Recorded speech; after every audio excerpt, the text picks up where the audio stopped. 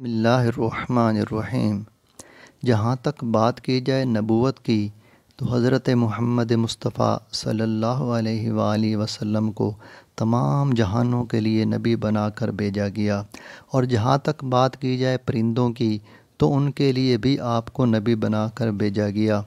ایک دفعہ آپ سوئے ہوئے تھے، جہاد کے سفر سے واپس آئے، سو کے اٹھے، جوتا پہننے لگے، سیدھا پاؤں اپنے جوتے میں ڈالا اور دوسرا پاؤں ڈالنے کے لیے بڑھایا، ایک چیل نے تیزی سے جھپٹا مارا اور آپ کے جوتے کو چونچ میں اٹھا کر اوپر لے گئی۔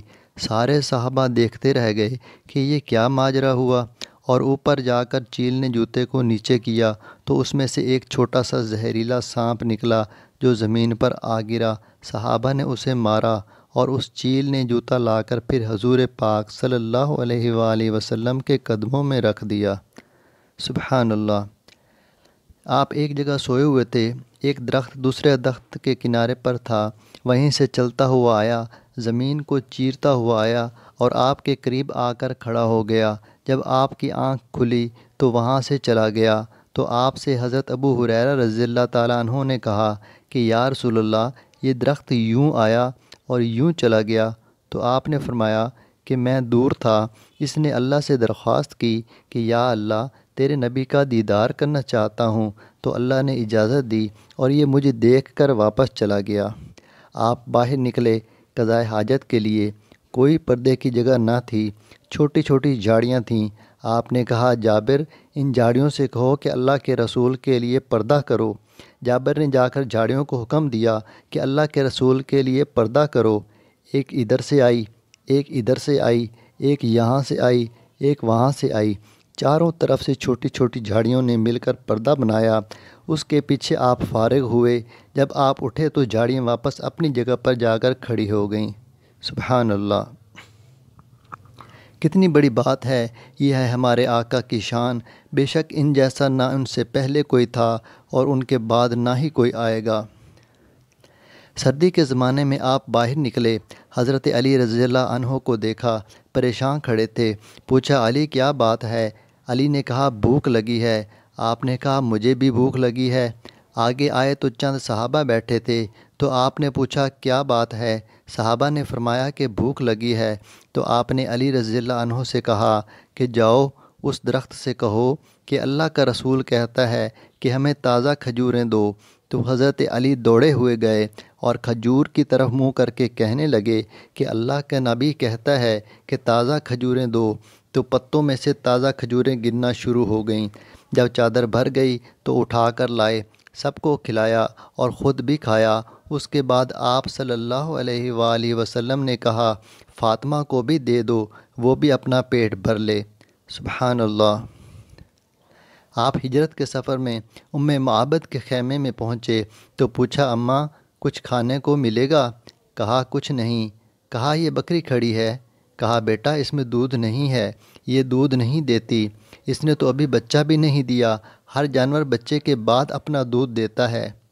تو آپ صلی اللہ علیہ وآلہ وسلم نے اس بوڑھی عورت سے کہا کہ اگر آپ اجازت دیں تو اس کو دیکھ لوں؟ تو اس بوڑھی عورت نے کہا ہاں دیکھ لو۔ تو آپ نے بکری کو کھینچا تو اس کے تھنوں پر ایسے ہاتھ پھیرا کہ وہ مشکیں بن کر لٹک گئیں۔ آپ نے دودھ دویا، نکالا اور سب کو پلایا، اور پھر دوبارہ دودھ نکالا اور برتن بھر کر اس بوڑھی عورت کو دیا۔ اس کا خاوند واپس آیا اور اس نے پوچھا کہ دودھ کہاں سے آیا ہے؟ اس نے کہا بکری سے۔ اس نے کہا اس بکری نے تو ابھی بچہ نہیں دیا، تو اس میں سے کیسے نکل آیا؟ تو اس بوڑھی عورت نے کہا ایک خوبصورت نوجوان آیا تھا، اس کے بابرکت ہاتھ اس بکری کو لگے، بکری کی عمر صرف 6-7 سال ہوتی ہے۔ یہ بکری زندہ رہی جب تک اللہ کے نبی زندہ رہے، یعنی 10 سال۔ پھر اس کے بعد 10 سال ہجرت کے زمانے میں، حضرت ابوبکر کے زمانے میں یہ بکری زندہ رہی 12 سال، اور پھر عمر کے زمانے میں یہ بکری زندہ رہی 10 سال یعنی 22 سال، اور پھر حضرت عثمان کے زمانے میں یہ بکری زندہ رہی 24 سال۔ اس طرح تقریباً ٹوٹل اس بکری نے 34 سال کی عمر پائی اللہ کے نبی کے ہاتھ کے چھونے کی برکت سے۔ سبحان اللہ۔ آپ مسجد سے نکلے تو بھیڑیوں کا ریوڑ بیٹھا ہوا تھا۔ یا رسول اللہ، آپ کے ساتھیوں کی بکری کھانے کو جی نہیں چاہتا، آپ ان سے کہیں کہ ہمارا کوٹا مقرر کر دیں، ہم اتنی بکریاں کھا لیا کریں گے، باقیوں کو کچھ نہیں کہیں گے۔ تو آپ نے صحابہ سے پوچھا کیا کہتے ہو؟ صحابہ نے کہا ہمارا تو جی نہیں چاہتا کہ ہم ان کو ایک بکری بھی دیں۔ تو آپ نے بھیڑیوں سے کہا کہ آپ دو لگا لیا کرو، اور صحابہ سے کہا تم حفاظت کر لیا کرو۔ بیڑیوں پر آپ کی شفقت، وہ بیڑیے روتے ہوئے واپس جا رہے تھے کہ ہمیں اب یہ کام کرنا پڑے گا۔ سبحان اللہ۔ آپ ایک جگہ سے گزرے، ایک ہرنی چارپائی سے بندھی ہوئی تھی۔ اس نے کہا یا رسول اللہ۔ آپ نے کہا کیا بات ہے؟ اس نے کہا آپ کے صحابی مجھے پکڑ کر لائے ہیں، میرے چھوٹے چھوٹے بچے ہیں، وہ دودھ سے تڑپ رہے ہوں گے، آپ مجھے چھوڑ دیں، میں وعدہ کرتی ہوں کہ میں دودھ پلا کر واپس آ جاؤں گی۔ آپ نے فرمایا کہ اگر تو واپس نہ آئی تو؟ یا رسول اللہ یہ کیسے ہو سکتا ہے کہ میں واپس نہ آؤں؟ میں آپ کے حکم کو بھلا کیسے ٹال سکتی ہوں؟ اگر واپس نہ آؤں تو اللہ تعالیٰ مجھے دوزخ کا عذاب دیں۔ لیکن مالک تو وہ تھا جو شکار کر کے لایا تھا، لیکن اس کے باوجود آپ نے اس کو چھوڑ دیا اور پھر خود وہیں کھڑے ہو گئے۔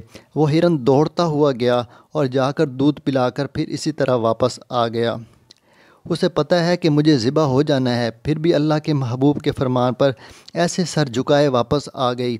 ہم اس کے فرمان پر نماز پڑھنے کو تیار نہیں، داڑھی رکھنے کو تیار نہیں، سچ بولنے کو تیار نہیں، ماں باپ کی خدمت کو تیار نہیں، اور وہ ذبح ہونے کو آ گئی۔ آپ کا دل ایسا نرم ہوا کہ آپ وہیں کھڑے رہے۔ تھوڑی دیر کے بعد وہ صحابی آ گئے۔ آپ نے کہا میری ایک درخواست ہے۔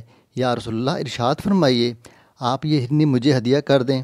یا رسول اللہ میں قربان آپ پر، یہ ہرنی کی کیا حیثیت ہے؟ آپ نے اس کو پکڑا اور اس کے گلے سے رسی کو کھولا اور کہا جا اپنے بچوں کے پاس واپس چلی جا، اور اس نے مڑ مڑ کر آپ کو دیکھا اور آپ کا شکریہ ادا کرتے ہوئے اپنے بچوں کے واپس چلی گئی۔ سبحان اللہ۔